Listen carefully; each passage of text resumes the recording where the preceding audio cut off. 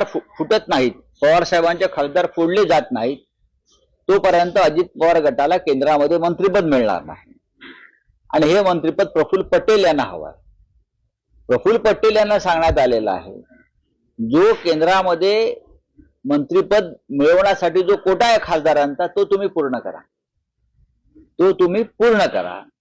आणि त्यासाठी तुम्ही किमान पवार साहेबांच्या गटाचे 6 ते 7 खासदार फोडलेत, तर तुमचा एक खासदार तटकरे आणि हा 6वा किंवा हे 7, हे जेव्हा तुमचा आकडा पूर्ण होईल तेव्हाच प्रफुल्ल पटेल यांना मंत्रिपद मिळेल.